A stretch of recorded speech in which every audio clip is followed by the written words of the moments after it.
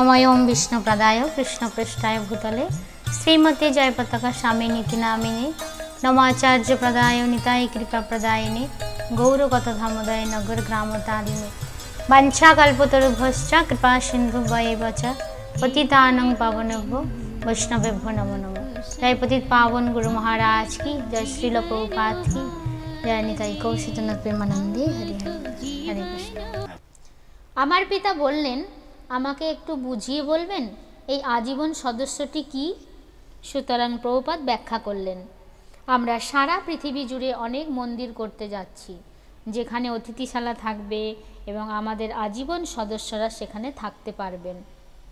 আপনি যখনই বিদেশে যাবেন এই স্থানগুলোতে পবিত্র আহার, বৈষ্ণবীয় প্রসাদ পেতে পারবেন এবং আরও অনেক কিছু।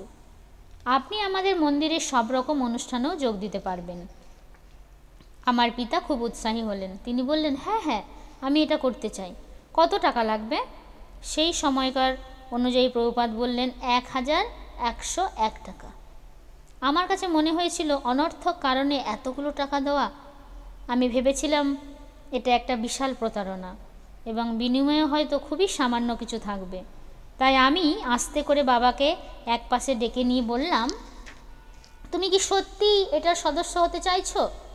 কারণ আমার মনে হয় এসব থেকে খুব একটা লাভের কিছুই পাওয়া যাবে না।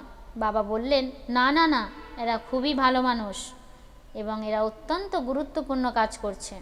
দেখো ইনি কি চমৎকার সব কাজ করছেন। এবং চট করে তিনি সংস্থার 32 নম্বর সদস্য হয়ে গেলেন। সেটি ছিল 1971 খ্রিস্টাব্দ। বর্তমানে হাজার হাজার আজীবন সদস্য রয়েছে। দেশাই পরিবারের সঙ্গে সেই প্রথম সাক্ষাৎ প্রভুপাদের আন্দোলনের এক অন্যতম গুরুত্বপূর্ণ দিক উন্মোচন করল। এটি তার তৎকালীন যুবক শিষ্য জয়পতাকা মহারাজের সঙ্গে সম্পৃক্ত। প্রভুপাদ পাশ্চাত্য দেশীয় তার তরুণ শিষ্যের দিকে ইঙ্গিত করে বললেন, এই যুবক ভক্তটি ভারতের নাগরিক হতে চায়। অবিশ্বাস্য দৃষ্টিতে তাকিয়ে শ্রী ধর্মসিং উত্তর বললেন, কেন, কী কারণে? এটা খুবই স্বাভাবিক প্রশ্ন ছিল। সেই দিনগুলিতে অনেক ভারতীয়রাই উল্টো দিকে যেতে চাইতো, অর্থাৎ আমেরিকান নাগরিকত্ব পেতে চাইতো।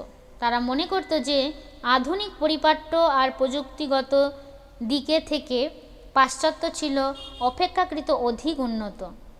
অবশ্য প্রভুপাদ শিখিয়েছিলেন যে এটা সম্পূর্ণ অসত্য। পাশ্চাত্য দুনিয়া হয়তো সেই সময় ভারতের কাছে অজ্ঞাত কিছু আধুনিকতা উপহার দিতে পারত, কিন্তু ওখানকার মানুষেরা আধ্যাত্মিকতার দিক দিয়ে ভুগছে, যা আরও অনেক বেশি তাৎপর্যপূর্ণ। বস্তুত ইস্কনই সেই পরিস্থিতির সমাধান বের করেছিল। এই নাগরিকত্ব ছিল একটা বিষয়, কিন্তু ওখানে অন্য আরেকটা বিষয়ও চলছিল। প্রভুপাদের শিষ্যদের মধ্যে জয়পতাকা স্বামী গুরু মহারাজ এক বিশেষ স্থান দখল করেছিলেন এবং এই অনন্যতার পুরোভাগটি এর পরপরই প্রভুপাদের শ্রীমুখ নিশ্চিত করার মধ্যেই দেখা যাবে। যে কথাগুলো শ্রীনাথজির মানসপটে অমলিনভাবে অঙ্কিত হয়ে গিয়েছিল। তিনি স্মৃতিচারণ করে বলেন, প্রভুপাদ বললেন, আমি আপনাকে সত্যি করে একটি বলবো যে ও জয়পতাকা ভগবান শ্রী চৈতন্য মহাপ্রভুর একজন নিত্য পার্ষদ। আমাদের মুখ হাঁ হয়ে গিয়েছিল। বাস্তবিকভাবেই আমি যেন বিশ্বাসই করতে পারছিলাম না। এমন একটা ভাবে ঘরের কোনায় দাঁড়িয়েছিলাম, আমি নিজেকে বললাম, আরে বাপরে, এটা হয় কোনো দৈবিক প্রকাশ, নয়তো তিনি সত্যিই আমাদের ঠকাতে পুরোদমে চেষ্টা করছেন। এছাড়া আর কিছু হতে পারে না। আমার মা আমাকে শ্রী চৈতন্য মহাপ্রভুর সম্পর্কে কিছুটা বলেছিলেন, যে তিনি 500 বছর আগে ছিলেন এবং হরে কৃষ্ণ মহামন্ত্র কীর্তনকে সবার কাছে জনপ্রিয় করেছিলেন। আমি বললাম, এই যুবকটি একজন আমেরিকান ছেলে আর সে কিনা চৈতন্য মহাপ্রভুর পার্ষদ, তা কিভাবে সম্ভব হতে পারে? প্রশ্নটি কেবল বুলি সর্বস্বই ছিল, কেননা এটি আমাদের কাছে স্পষ্ট ছিল যে আত্মা চিরন্তন আর জয়পতাকা মহারাজের আত্মা বহু বছর আগে শ্রী চৈতন্য মহাপ্রভুর লীলায় অবশ্যই অংশ নিতে পারে। আমার কাছে মনে হলো যে হয়তো প্রভুপাদ সত্যিই কোনো জাদুকর বা তেমন কিছু হবেন। যিনি আমাদের তার সন্মোহিনী শক্তির দ্বারা বিভ্রান্ত করছেন, কিন্তু তাকে খুব গম্ভীর, অত্যন্ত দৃঢ়প্রতিজ্ঞ এবং ভগবানের প্রতি অত্যন্ত নিবেদিত প্রাণ মনে হচ্ছিল। আমি সব কিছু বাস্তব বলেই বুঝতে পেরেছিলাম। আমার বাবাও নিঃসন্দেহে ওনার দ্বারা বিমুগ্ধ ছিলেন।